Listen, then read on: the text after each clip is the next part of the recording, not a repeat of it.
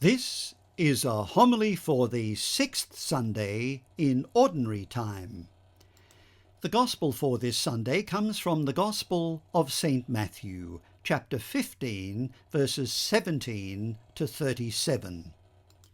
To download the text of this homily as a PDF file, go to sundayhomilies.au.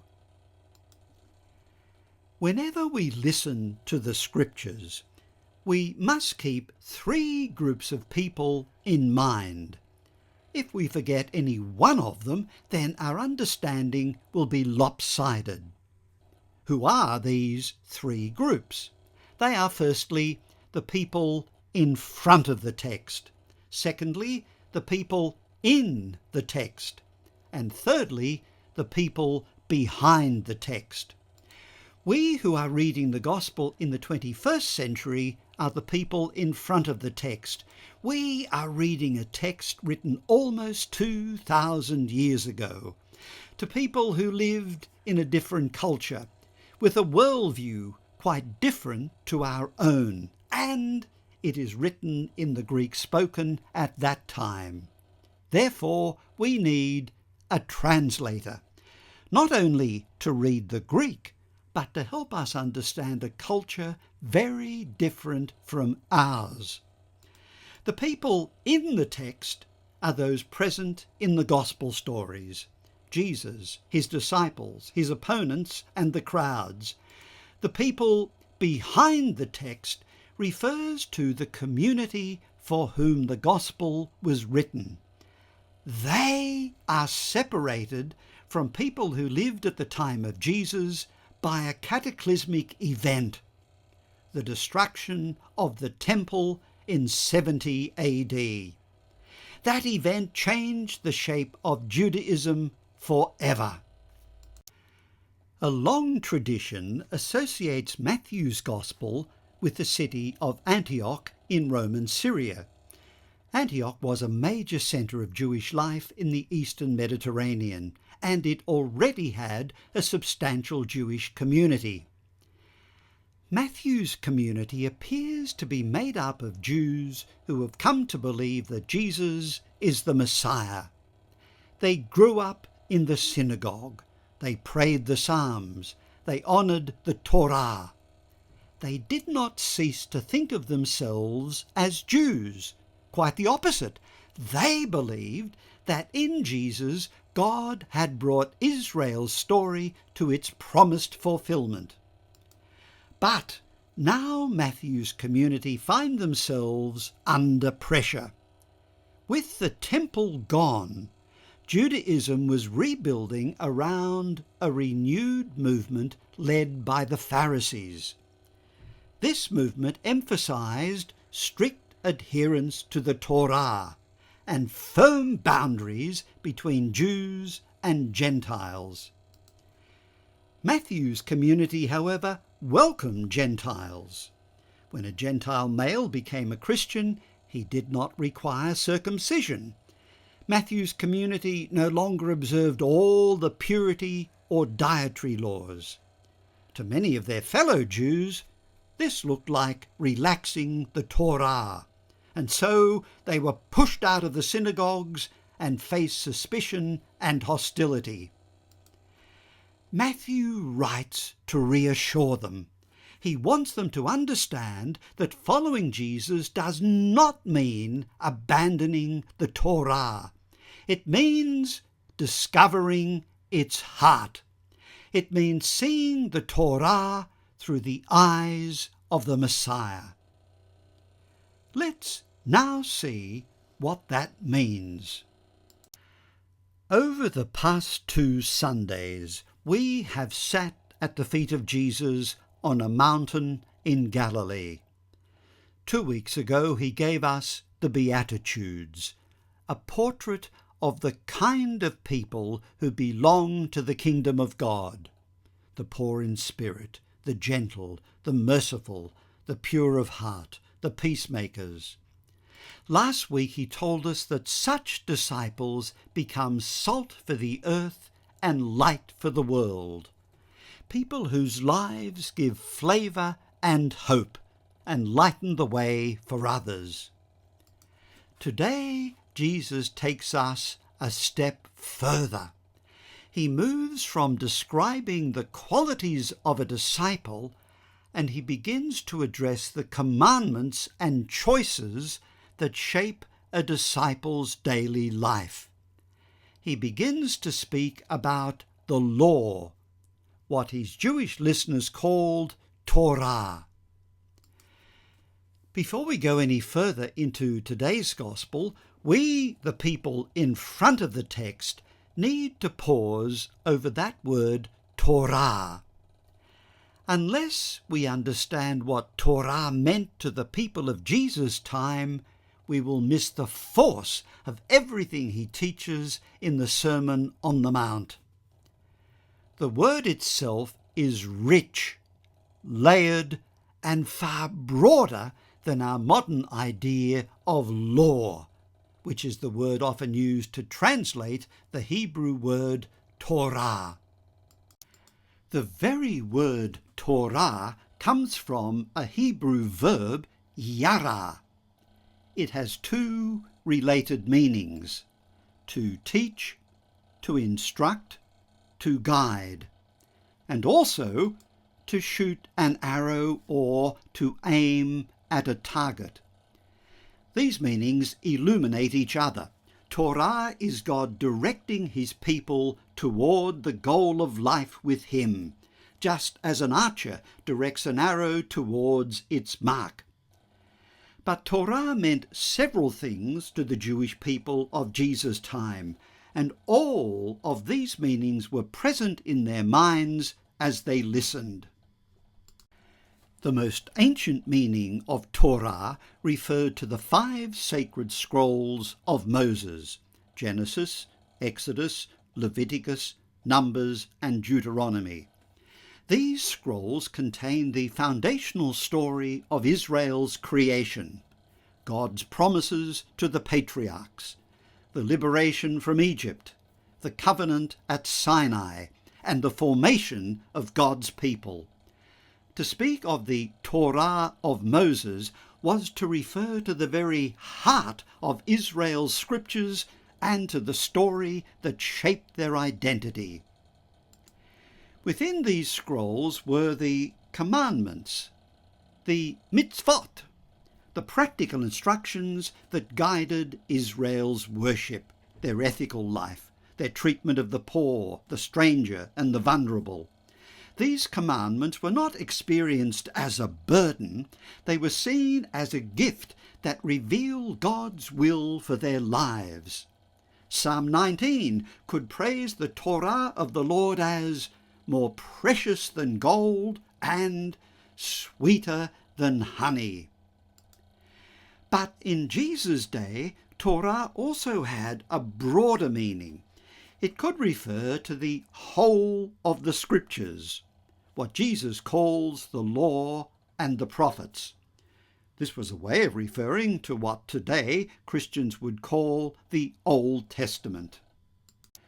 Torah also referred to the ongoing interpretation of Scripture, what today we would call the oral tradition.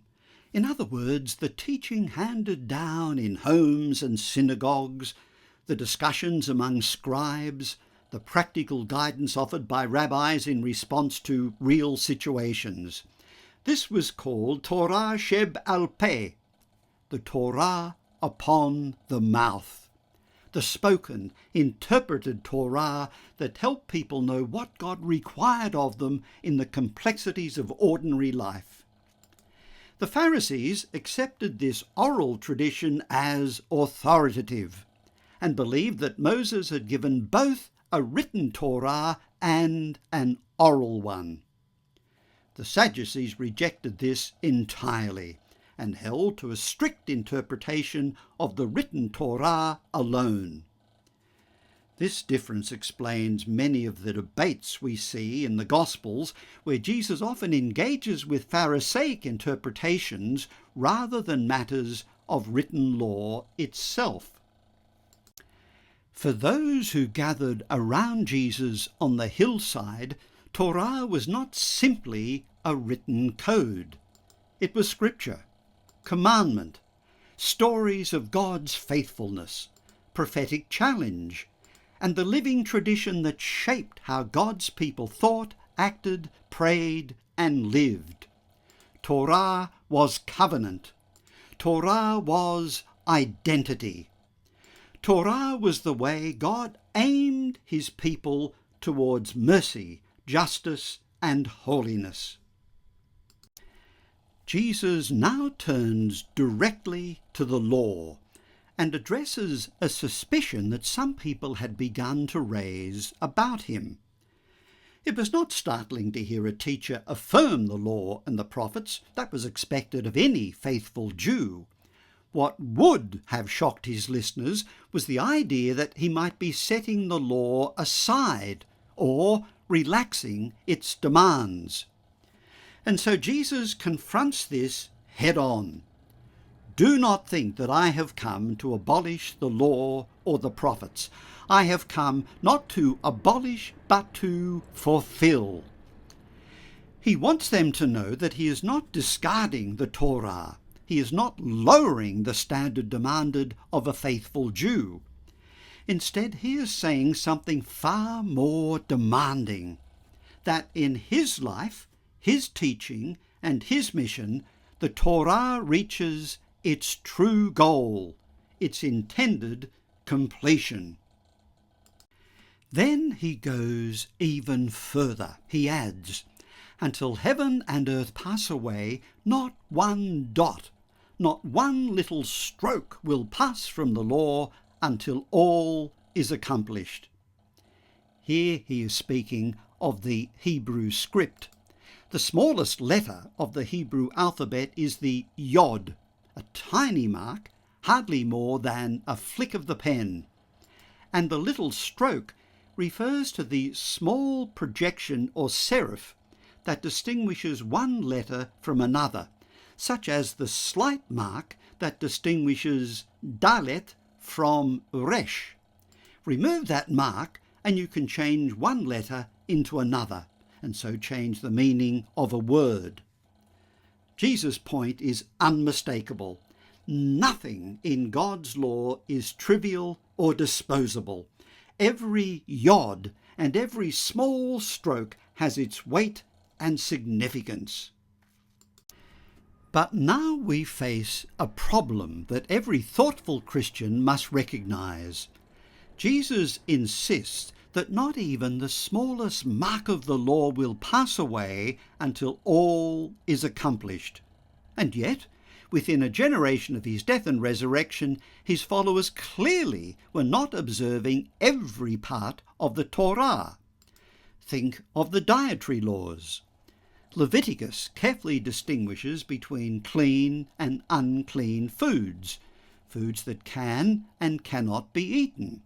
These distinctions were central to Jewish identity. Yet the early Christians, especially Gentile Christians, did not keep these food laws. Think of circumcision.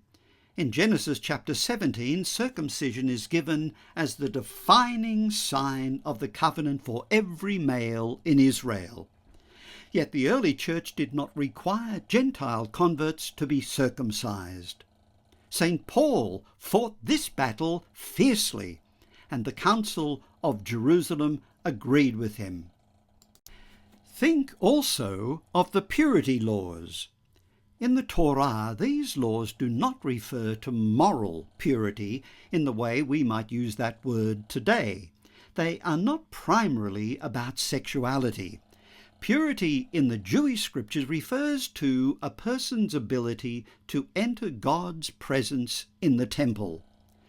Certain ordinary everyday experiences, contact with death, certain illnesses, childbirth, or even bodily fluids, placed a person in a state of ritual impurity.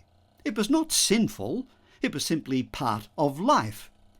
The Torah provided ways of returning to a state of ritual readiness for worship. But the early Christian communities, who no longer centered their worship on the Jerusalem temple, did not continue to observe these purity regulations. Think also of temple worship. The Torah prescribes sacrifices offered by priests in Jerusalem as the heart of Israel's worship. Christians did not simply abandon sacrifice because the temple was destroyed in 70 AD. They already believed that Christ's death was the definitive sacrifice, fulfilling all that the temple rites anticipated. Even Sabbath observance changed. The Torah lays out strict commandments about resting on the seventh day, forbidding various kinds of work.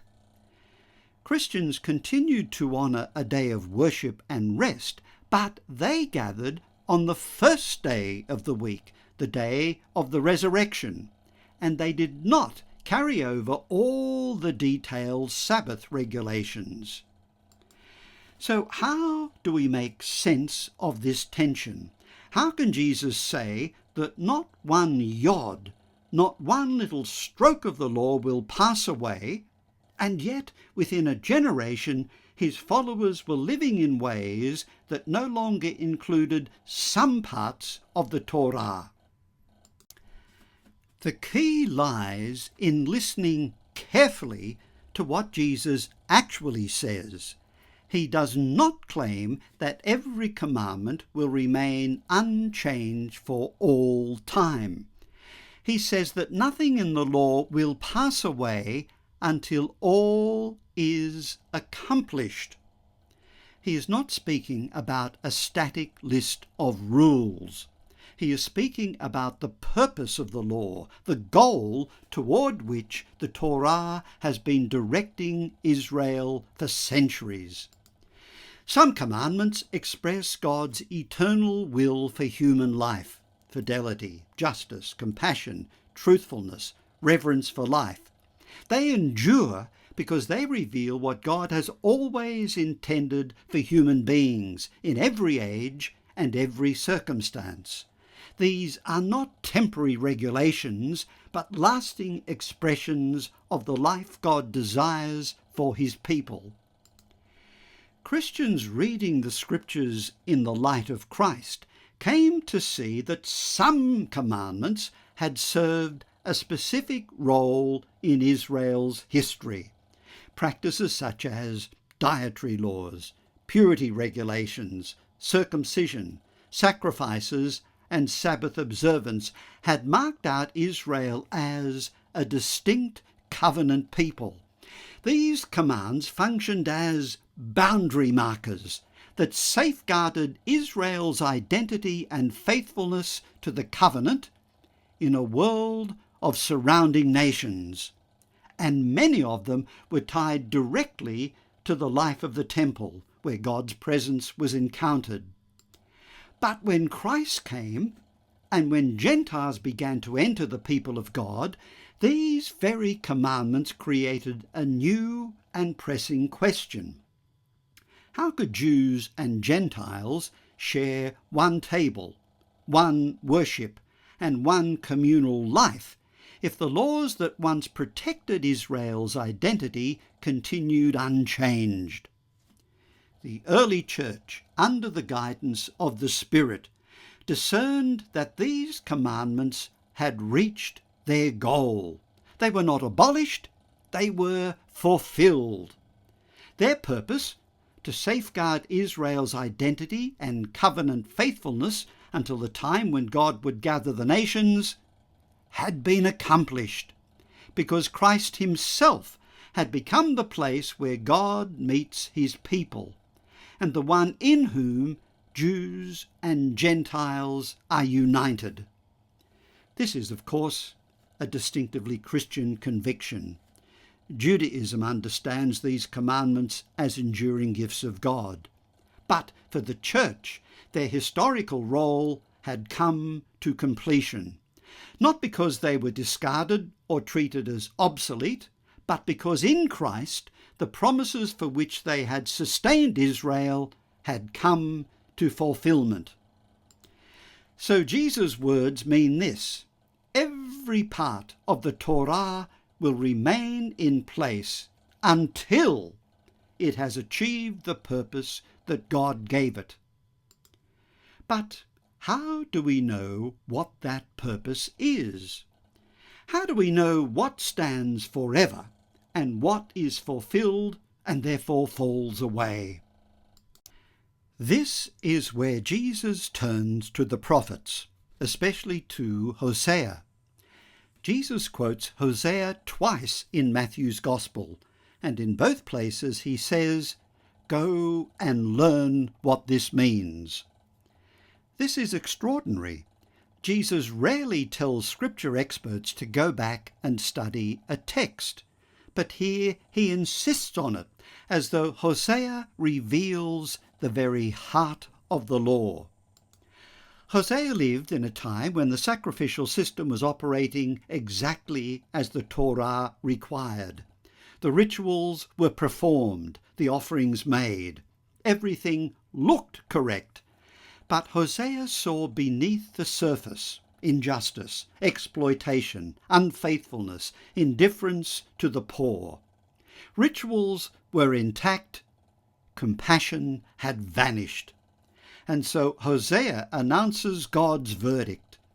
I desire mercy, not sacrifice. And here we must pause, because the word mercy can sound soft or sentimental to our ears. But the Hebrew word chesed is anything but soft. It is one of the richest words in the whole Bible. Chesed is steadfast love, covenant loyalty, compassionate faithfulness, generosity of heart, kindness that acts, mercy that does not give up, love that keeps its promises, love that endures betrayal, love that bends towards the weak, love that expresses itself in justice, love that flows from the very character of God. The English word mercy is too small for the Hebrew chesed. Jesus does not use this Hebrew word in the Sermon on the Mount, but the sermon breathes its spirit. And the sayings of Jesus elsewhere give us the key to his understanding of what the law is aiming at. When he is criticized for eating with sinners, he tells his opponents, "Go and learn what this means. I desire chesed, not sacrifice." And when his disciples are condemned for plucking grain on the Sabbath, he repeats the same prophetic citation. If you understood what this means, I desire chesed, not sacrifice, you would not have condemned the guiltless. In other words, you cannot understand the Torah unless you understand chesed. You cannot fulfill the law unless you practice chesed.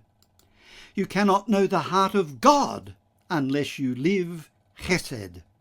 Everything the law was aiming at, every commandment, every yod, every tiny stroke, finds its fulfillment in chesed. If chesed is the heart of the Torah, then we should expect Jesus to show us how the commandments lead us toward that kind of steadfast covenant love. And this is exactly what he now does in the section of the Sermon on the Mount that we call the antitheses. Jesus takes familiar commandments, well known to every Jewish listener, and presses them deeper. He does not oppose them, he uncovers their inner meaning.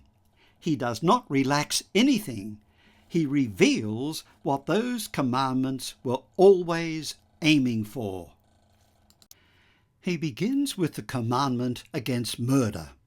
Everyone agrees on this. It is woven into the fabric of human life. But Jesus goes to the heart of the matter. If you are angry with your brother or sister, you will be liable to judgment. He is not talking about a fleeting flash of irritation. He is speaking about the anger that hardens into contempt, the anger that refuses to see the other as brother or sister. That kind of anger fractures communion long before any violent act occurs. And then Jesus gives a practical example. Imagine you are in the temple offering a sacrifice, the holiest action you can perform, and suddenly you remember that someone has something against you. Jesus says, "Leave your gift, go, be reconciled." In other words, do not pretend that worship and broken relationships can coexist. Do not imagine that fidelity to God and estrangement from others can live in the same heart. Reconciliation cannot wait. Steadfast love, chesed, demands action.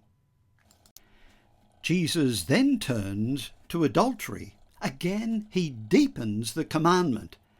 He reminds us that sin begins not with the act, but with the imagination, with the gaze that treats another as an object rather than as a child of God. Love is never predatory. Jesus' language is intentionally strong. Talk of tearing out an eye or cutting off a hand. He is not advocating self-mutilation. He is telling us that discipleship requires decisive action. If something in us leads us away from fidelity, we must confront it honestly and without compromise. A life shaped by chesed demands purity of intention. Then Jesus addresses divorce. In his time, rabbis debated the grounds for divorce. Some permitted it for almost any reason, others only for grave offences. Jesus does not enter the debate. He sees marriage through the lens of God's original intention, a covenant of mutual fidelity. These words are not meant to condemn those who have endured the pain of a broken marriage. Matthew's gospel is pastoral, not legalistic. Jesus is reminding us that covenantal love reflects God's own faithfulness and that commitment is not to be taken lightly. Jesus then speaks of oaths. In the first century, disputes about the binding force of particular oaths had become intricate. Jesus cuts through the complexity. Let your yes mean yes and your no mean no. A truthful heart produces truthful speech. Elaborate formulas are unnecessary when integrity is already present. In all these teachings, Jesus is showing us what it means to live the Torah from within. The commandments are not fulfilled by external compliance alone. They are fulfilled by a heart shaped by covenant love. The antitheses do not weaken the Torah, they reveal its deepest intention. They show us what happens when chesed takes hold of our lives. And this brings us to where today's gospel leaves us. Jesus is not offering a stricter law for its own sake. He is inviting us into a life formed by the same steadfast love that God has shown us. He is calling us beyond the minimalism that asks, "How far can I go without breaking the rule?" He is calling us into a way of life that grows from a heart turned wholly toward God. Matthew wanted his community to understand this. They were accused of relaxing the law, but Jesus' teaching shows the opposite. To follow him is to embrace the Torah more deeply and more truly.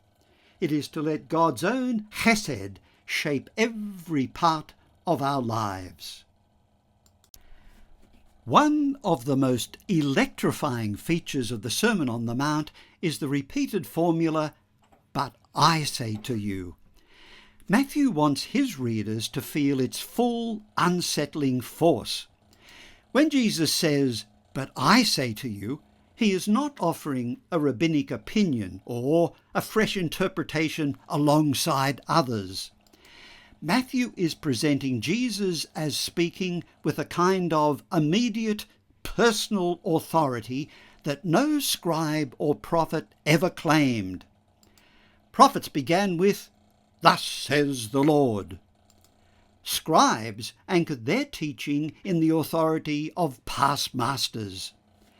Jesus, by contrast, speaks out of his own person. He does not appeal to Moses, the temple, or the tradition of the elders. He places his own word alongside the Torah itself, and in doing so, he reveals its true depth and intention.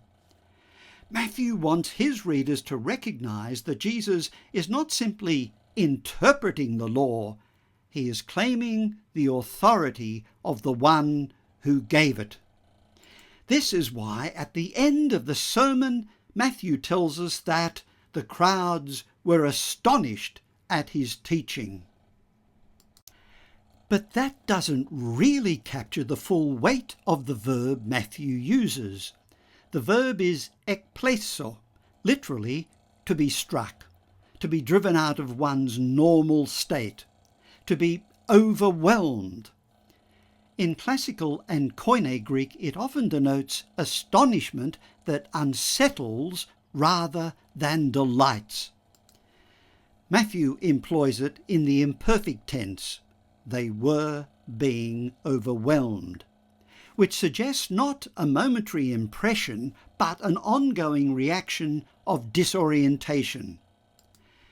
The crowds are impressed, but in a way that leaves them unsettled by the authority his words carry. And that is precisely Matthew's point. When Jesus says, "But I say to you," he compels his hearers to make a choice about who he is. Anyone who speaks with this kind of authority over the law is not simply a gifted teacher. He is claiming the authority that belongs to God alone. Matthew wants us to see that Jesus speaks not merely as a messenger of God, but as the very voice of God. Faced with such a claim, one cannot remain a neutral spectator.